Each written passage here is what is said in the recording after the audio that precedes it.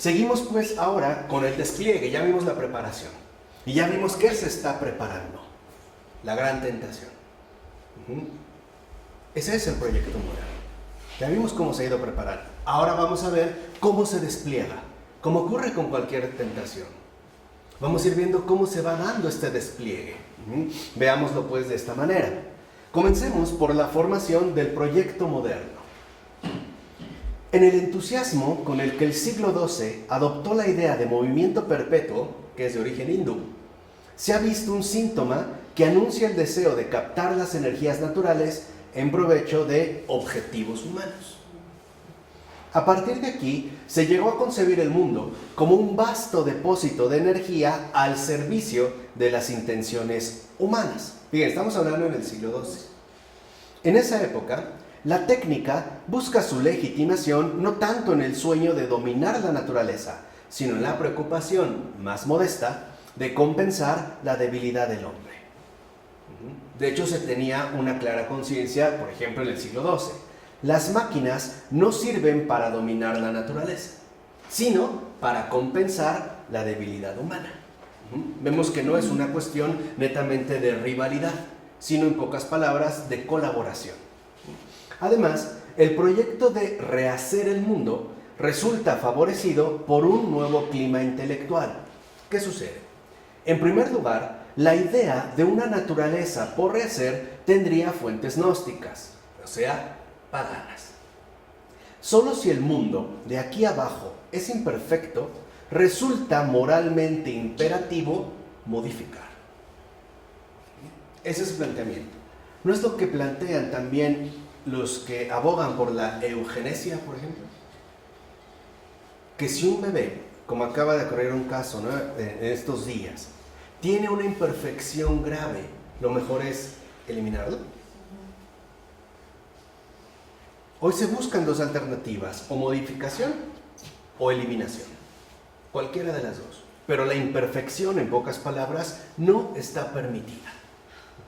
Hoy lo vemos de manera clara. Y vuelvo a insistir, su fuente es pagana.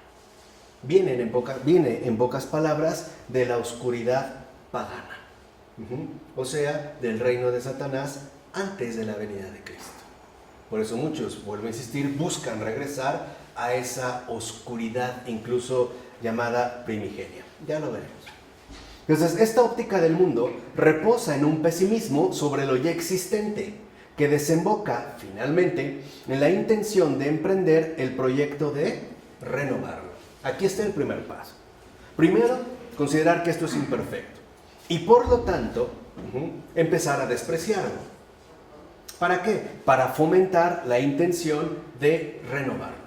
Primero es entonces desprestigiar para después sustituir. Este es el efecto fundamental, sustitución. Ahora, en segundo lugar, la reforma protestante también puede estar indirectamente ligada al proyecto de conquistar la naturaleza, ya que la relación hasta entonces vigente entre naturaleza y gracia fue repensada. Aquí estamos pues en el ámbito natural, pero aquí ya estamos en el ámbito de la relación, por lo menos hasta entonces vigente, entre naturaleza y gracia.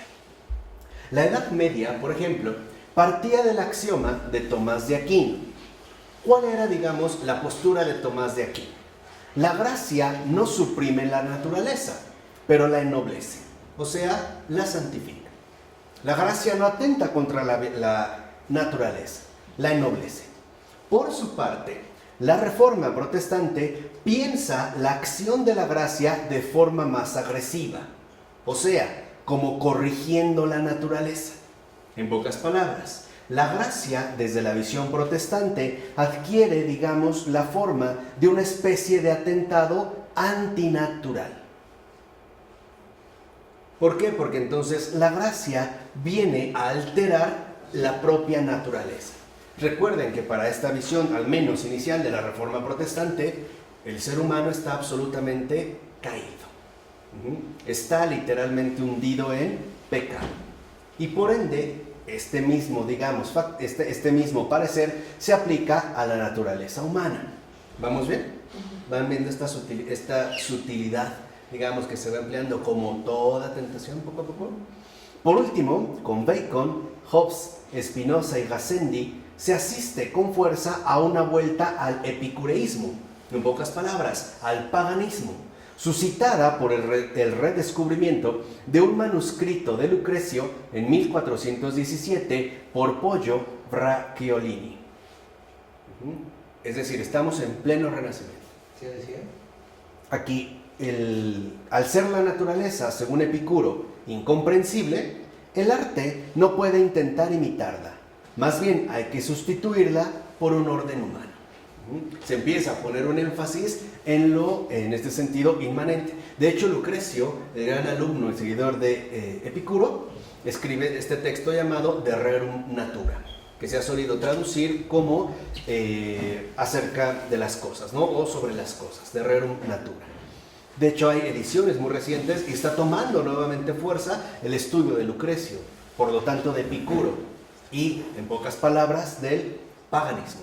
De ahí pues que no sea realmente equivocado decir que vivimos en una época neopagana, desde hace mucho. Por lo menos desde hace 500 años, por lo menos. Así pues, con los tiempos modernos, la cuestión del lugar del hombre entre las demás criaturas se plantea de nuevo. Se va a plantear de nuevo, justamente porque se ponen nuevos acentos en las características tradicionales del ser humano, sobre todo en su diferencia específica. ¿Qué es ahora lo que va a diferenciar de manera específica al hombre dentro de este replanteamiento? La racionalidad, que ahora es vista más bien como producción creadora que como actividad contemplativa o teorética. En pocas palabras, la razón es concebida ya como una razón instrumental, ¿no? Que sirve para el dominio humano y ya no como una apertura de contemplación, por ejemplo, al misterio o bien a esas realidades superiores que los filósofos griegos sí tenían en cuenta. De hecho, para los filósofos griegos, por ejemplo, el hombre se situaba en segundo lugar, es decir, por debajo de los cuerpos celestes. Para la Biblia, el hombre se situaba después de los ángeles y se distingue de los animales por su razón, o sea, por su contemplación, y de los ángeles, puros espíritus, por su naturaleza carnal. O sea, ahí estamos bien situados, no hay confusión. Ahora bien, con los tiempos modernos comienza un movimiento de gran amplitud que conducirá a expulsar de la visión del mundo tanto a los cuerpos celestes como a los ángeles. O sea, todo lo que puede resultar inmediatamente superior. No hay nada superior, pues, al hombre. Ahora, su existencia no es negada, sino neutralizada. Justamente como ocurre con Dios en los tiempos actuales. Hoy nadie se pelea porque Dios exista o no, dijimos. El punto que nos enseñó también Charles Taylor es que Dios, en pocas palabras, se ha relativizado. Se ha vuelto una oferta más entre muchas otras ofertas. Y vimos, ¿no?, el poder que adquiere este efecto de neutralización. Por eso yo ya no me detengo. Ahora, con respecto a los ángeles, que solo se manifiestan por su acción, la negación de esta, debida a la producción racional, equivale a una desaparición. Vemos aquí sí ya cómo empieza a haber una, vamos a decirlo así, una anulación tajante. Entonces, por eso Kant, Schopenhauer o Tocqueville dirán, ya no tenemos ángeles. Arriba, la superioridad de la razón. Nada pues ahora va a estar por encima de la razón, ¿no? La racionalidad ya no es lo más alto en el hombre, es lo que coloca al hombre en una altura insuperable para cualquier otra cosa. No hay nada, en pocas palabras, por encima del ser humano.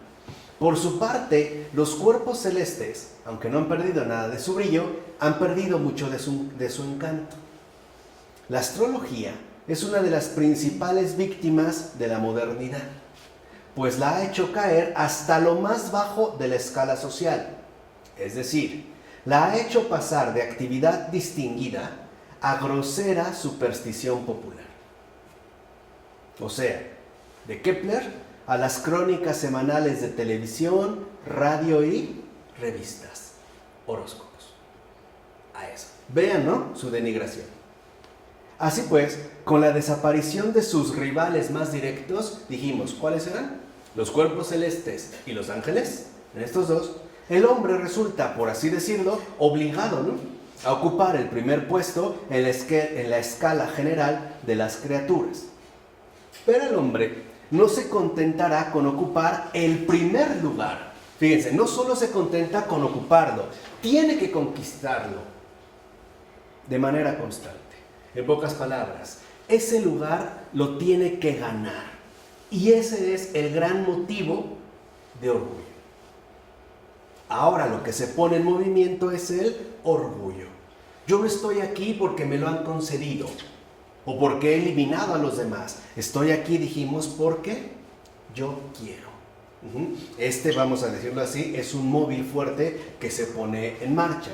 Así pues, para Auguste Comte, por ejemplo, la concepción de la verdadera situación general del hombre como cabeza espontánea de la economía, o sea, administración real, es decir, a la cabeza de la jerarquía viviente, fíjense, a la cabeza de toda la jerarquía viviente, debe suscitar el sentimiento de superioridad del hombre sobre los demás seres vivos.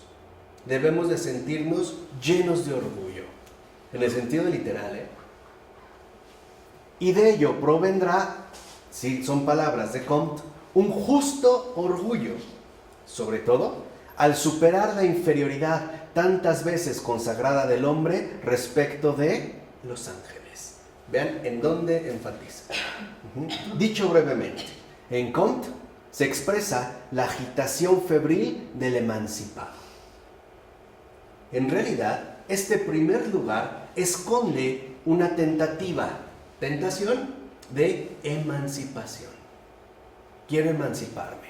Es un emancipado que asume, palabras de Comte, la noble audacia de desarrollar en todos los sentidos la grandeza del hombre. Esto es el positivismo. Esto es realmente la médula profunda del positivismo. No crean que solo es una doctrina o un modelo, ¿no?, para comprender, digamos, el futuro del mundo. No, en realidad es la noble audacia de desarrollar en todos los sentidos la grandeza del hombre. Esto sería el positivismo. Al parecer, Francis Bacon fue el primero en enunciar como tal la idea de un dominio del hombre sobre la naturaleza. Ya vimos, no sin influencia de la alquimia y de la magia natural. Primero, ¿qué hace Bacon? Empieza por una reorientación de conjunto sobre la filosofía y su respectivo conocimiento. ¿Qué dice Bacon? Que el conocimiento no hay que buscarlo por placer ni por amor, sino por los resultados. A lo que debemos apuntar es a los resultados. Bacon entonces rompe de este modo con la antigua idea según la cual la finalidad del conocimiento es la contemplación.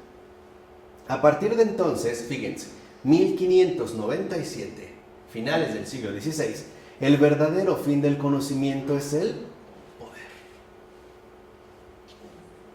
Así pues, con la mayor discreción, ¿no?, noble audacia, toma Bacon una decisión muy grave, que revoluciona la antropología. ¿Cuál es? El hombre ya no puede adquirir su humanidad de la contemplación, sino del conocimiento. Y sobre todo del conocimiento que conduce al poder. Y digámoslo como es, nosotros estamos en gran medida convencidos de ello. Vean desde dónde se ha colado, poco a poco, pero vean hasta dónde ha llegado. Por eso les decía, las ideas que estamos aquí, ¿no?, exponiendo, nunca son neutras, jamás. Toda idea siempre ejerce un influjo, un efecto concreto sobre nuestra realidad viva. Ahora, esto significa entonces que ahora tampoco, como dijimos aquí, ¿no?, ya no puede adquirir su humanidad de la contemplación, ni lo puede hacer a partir de la oración, ya que frente a ella Bacon exalta la actividad productiva. Entonces no hay que orar, hay que trabajar. Porque esto es lo que nos coloca en el primer lugar justamente de esta jerarquía, precisamente por los productos obtenidos, o sea, por los resultados obtenidos. En pocas palabras, ¿por qué ya no quiero orar? No porque Dios me vaya a negar el favor, es porque entonces no es un logro mío. ¿Sí me explico? Esa es de fondo la postura. Por eso no hay que buscar la humanidad en la oración, sino la actividad productiva, justamente como aquello que define y establece el reino del hombre. De hecho, Bacon precisa en el Novum Organon, que son palabras de él, la entrada en el reino del hombre que se fundamenta en las ciencias no es otra cosa que la entrada en el reino de los cielos, al cual no está permitido acceder, sino bajo la máscara de un niño. Aquí hay pues un aspecto fundamental. En síntesis, el proyecto consiste más bien en reparar la caída. Bacon la entiende como algo que ha conllevado la pérdida no solo de la inocencia, de la que no parece preocuparse en absoluto, sino sobre todo del dominio sobre las criaturas. Para Bacon, precisamente, la caída consiste en que hemos perdido el dominio original que poseían nuestros primeros padres, Adán y Eva. Por eso, según Bacon, la verdadera finalidad del conocimiento es restituir al hombre y volverle a dar en gran parte la soberanía y el poder que tenía en el estado primitivo en el que fue creado. Volverle a dar al hombre, pero ya no por parte de Dios, sino por parte de uno mismo. Por tanto, el conocimiento, dirá Bacon, debe aumentar el poder y el imperio del género humano, que es, él mismo la llama, la más excelsa ambición sobre todo el conjunto de las cosas. Ahora, ¿cómo hacerlo? Aquí ya está el proyecto de Bacon. ¿Cómo hacerlo? Pues a través de la actividad productiva, es decir, de la experimentación, o sea, de la tiranía manipuladora. Ahora nosotros vamos a manipular precisamente las cosas. ¿No es el espíritu que estaba por ahí revoloteando en la alquimia? ¿No es la figura del mago, pero ahora dignificado con la postura bajo la postura de una actividad productiva que se llama honoríficamente ciencia? ¿No hay esta idea de experimentación? Entonces, en consecuencia, tal parece que la naturaleza se presenta como forzada, o sea, obligada a confesar. Hay que desenmascararla, arrancarle el velo, o sea, su misterio creatural. Todo está a nuestro alcance. Podemos escudriñar hasta lo más profundo de las cosas a través de ¿qué? De experimentar con ellas. Por eso hay que decirlo también con toda claridad. Hay una buena parte de la ciencia, por ejemplo genética, que no le interesa contemplar la constitución genética del hombre, sino conocerla para experimentarla, para eso, para hacer intercambios entre genes y obtener determinados resultados previamente establecidos, o por lo menos alcanzar los resultados que uno espera, es decir, lo que el hombre finalmente quiere. Y vean qué bien puede sonar el hecho de que ahora incluso puedas solicitar un hijo de diseño, ¿no? A partir del cual decidas qué gen quitarle y qué gen ponerle. Suena bien, hay mucha gente, claro, pero qué de mal, le quitamos las enfermedades, le ponemos tal cosa, sí, pero el punto no es eso. El punto está en que lo hacemos bajo la noción de esta imposición voluntaria de lo que uno mismo quiere. Pero es como torturarla, ¿no? Claro. Es justo lo que decía Bacon. O sea, hay que obligarla a confesar, hay que desenmascararla. Ahora, por ejemplo, ya no se ve, vuelvo a repetir, la constitución humana bajo una mirada contemplativa, de reconocimiento de una realidad importante, sino como un material de experimentación. De eso. Ya no es el conocimiento, ¿no? Ya es el afán de dominio. La pregunta es, ¿por qué tanto interés en las células madre? ¿Por qué tanto interés en la placenta? Incluso, ¿no? En las células madre de la médula espinal o del cordón umbilical. Yo no estoy diciendo que esta sea una tendencia general, pero muchos son movidos desde aquí. Esa es, digamos, ¿no?, como la línea, en efecto, a la cual se adhieren. Es más, dirá Bacon, no hay que modificarla, o sea, la naturaleza, suavemente, sino vencerla, someterla y alterarla en sus fundamentos últimos. Precisamente a la manera de una violación, Ese es justamente el modelo experimental, a la manera de una violación. Someterla, vencerla, alterarla, o sea, pisotearla. Incluso habría que disecarla como un cadáver. O sea, ya no hay ningún tipo de respeto. Ahora, esta idea no es nueva. Así Hipócrates, por ejemplo, alababa a la medicina por haber encontrado los medios de obligar a la naturaleza a entregar los síntomas de las enfermedades que la afectaban. Y el alquimista Zósimo explicaba que no se puede tener éxito a menos de someter a la naturaleza a la tortura y forzarla a dejarse examinar, aunque ciertamente se trataba de obligarla a pasar al nivel superior de la existencia inmaterial. Bacon, por su parte, hace de la sumisión y el sometimiento de la naturaleza a la voluntad del hombre un fin en sí. ¿Por qué? Porque el hombre quiere. Si él está a la cabeza de todo lo demás, entonces todo quedará por debajo, es decir, bajo sus pies. Y al tenerla bajo sus pies es algo que pisa, es algo que pisotea. Aquí tienen razón, por ejemplo, algunas denuncias que en efecto muestran el claro abuso que ha hecho del hombre, por ejemplo, de los recursos naturales, o de algunas posturas medioambientales que en efecto consideran que el hombre pisotea la naturaleza. En pocas palabras, la destruye. Como cuando uno ve un pasto hermoso y simplemente lo pisa por pisar, por doblegarlo, ¿no?, por someterlo. Por ello, Bacon distingue 3 estados de la naturaleza. Fíjense: libre, perversa y obligada. Según la naturaleza resida en la apariencia de las cosas, sería la naturaleza libre; en los monstruos, sería la naturaleza perversa; o bien en los artefactos, o sea, obligada. Será justo bajo estos últimos, los artefactos, que la naturaleza sufrirá el yugo del hombre, el yugo científico-productivo, es decir, el yugo experimental, hasta el punto de tratar de cambiarla de manera totalmente radical, que es justamente la tendencia a la que hoy hemos llegado. Los alimentos.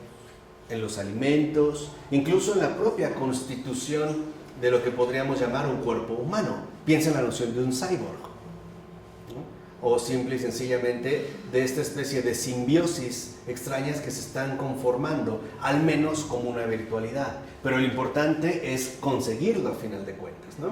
Llegar en pocas palabras a ello. Aquí la cuestión que se plantea es: ¿dónde buscar el modelo sobre el cual moldear la naturaleza? ¿Dónde? Aparece aquí una dificultad que surge de nuevo, por ejemplo, en Marx. ¿Cómo dirigir un proceso de cambio, en este caso revolucionario, que se pretende sea espontáneo? ¿Cómo? ¿En qué nos vamos a basar?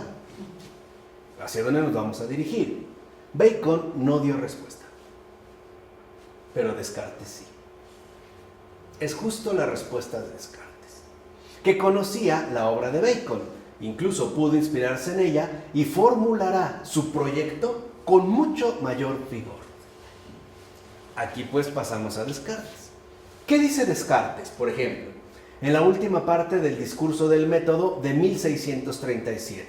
Dice Descartes: he podido ver que es posible lograr conocimientos que sean muy útiles para la vida, y que en lugar de la filosofía especulativa que se enseña en las escuelas, se está refiriendo en este caso a la escolástica, cabe encontrar otra práctica, mediante la cual, al conocer la fuerza y las acciones del fuego, del agua, del aire, de los astros, de los cielos y de todos los demás cuerpos que nos rodean, de forma tan distinta como conocemos los diversos oficios de nuestros artesanos, pudiéramos emplearlos del mismo modo para todos los usos para los que resultan apropiados, y así hacernos, aquí está la clave, dueños y posesores de la naturaleza, sus amos y señores. Ciertamente, dominium y possessio son términos técnicos del derecho que Descartes había estudiado antes. Descartes había estudiado derecho. Pero Descartes introduce una seria alteración. Pues si el derecho medieval había distinguido laboriosamente, en pocas palabras, le había costado un montón de trabajo distinguir entre soberanía política y propiedad económica, recuerda, ¿no? El señor es el soberano de sus vasallos, no el propietario de sus bienes, aunque es ambas cosas en el caso del siervo. Para llegar a esto, tuvieron que pasar de verdad muchos esfuerzos. Entender que puede ser soberano de tus vasallos por autoridad, pero eso no significa que, por ejemplo, los bienes te pertenecen, cosa que sí ocurría en el caso del siervo. En Descartes, esta seria alteración consiste en que la naturaleza es el objeto respecto del cual las dos nociones se unen. O sea, en Descartes ya se tratará literalmente de hacer la sierva. De eso se trata, hacer de la naturaleza una sierva. O sea, en pocas palabras, el único propietario. Perdón, que el hombre sea su único propietario. Y por eso el hombre será amo y señor. Por eso Descartes, después de utilizar la idea de dominio y posesión al hablar del método, volverá sobre la cuestión moral. ¿Qué dice ahí Descartes? Si hay algo en nuestro poder, son nuestros pensamientos. A saber, los que proceden de la voluntad y del libre arbitrio. Solo observo en nosotros una única cosa que nos puede proporcionar una justa razón para estimarnos. Fíjense, solo eso, que nos puede proporcionar una justa razón para estimarnos. El uso de nuestro libre arbitrio y el imperio que tenemos sobre nuestras voluntades. Pues esto nos vuelve en cierta forma semejantes a Dios. O sea, haciéndonos dueños de nosotros mismos. Ese es el método cartesiano. En realidad, el método cartesiano es el método que pretende enseñarnos a ser dueños de nosotros mismos. ¿No? Ya vemos cómo se ha radicalizado justamente este planteamiento. Situar entonces la semejanza con Dios en la soberanía, es decir, tiranía voluntaria más bien, sobre uno mismo, remite en todo caso a la propuesta estoica pagana. Otra vez, tortícolis hacia atrás. Vámonos hacia atrás, muy atrás, a lo antiguo, a lo pagano. ¿Cuál era esta propuesta pagana? El sabio no tiene nada que envidiar a los dioses, pues es capaz de adquirir un imperio enteramente absoluto sobre sí mismo. Ya no necesita de los dioses. Es capaz, pues, de producir un imperio enteramente absoluto sobre sí mismo. El hombre, a partir ya de este planteamiento, por ejemplo, cartesiano, ya es amo y señor de la naturaleza. Y lo mejor de todo, dueño de sí mismo. ¿Sí se entiende? Ya el hombre, este es, digamos, la radicalidad precisamente del planteamiento. Ahora, exactamente, ¿no? La autoafirmación, la seidad, la mismidad, el sí mismo, el yo, es colocado en el centro de todo. Todo va a girar en torno a ello. Yo soy el dueño de mí mismo. El hombre, ojo, y este es el paso radical en Descartes. El hombre no solo se adueña, fíjense la palabra, adueña, hay que entenderlo. Bueno, esto a mí me gusta mucho, creo que es como de mi estilo, lo verán ya más adelante, pero se adueña. La primera palabra, a, lo podemos tomar como un prefijo, ¿no? Se adueña. Pero el a es privativo. Cuando el hombre se adueña, deja sin dueño esa cosa. ¿Qué quiere decir? Que entonces se comporta más bien como un ladrón. Mejor dicho, como un ingrato. Porque quiere dejar sin dueño aquello que en efecto lo posee. Entonces veremos aquí cómo el hombre se adueña, deja sin dueño a la naturaleza y lo peor aún, se deja sin dueño a sí mismo. ¿Se dan cuenta de las palabras de la modernidad, las utilidades? ¿No? Las utilidades en las que se mueve. Se ha dejado sin dueño a sí mismo. Reniega, pues, ¿no?, de su creador. ¿Qué le queda entonces si no tiene dueño? Pasar a manos de otro. Eso es lo que se busca. Entonces, en el proyecto ya cartesiano, lo fundamental es, suena bien, hacerte dueño. Fíjense, lo voy a poner de una vez como es para terminar esta ocasión. Dentro de esta línea que venimos destacando, lo fundamental es aquella voz, ¿no? Esa voz seductora, antigua, ¿no? Que está detrás, hablando y que nos dice, sí, hazte dueño de ti mismo, para que al final yo te posea. Serás posesión mía, me perteneces. Nos hemos creído muy autónomos y en realidad no sabemos ni en manos de quién estamos. Bueno, si se le puede decir manos, garras, una del Padre, del Hijo, del Espíritu Santo.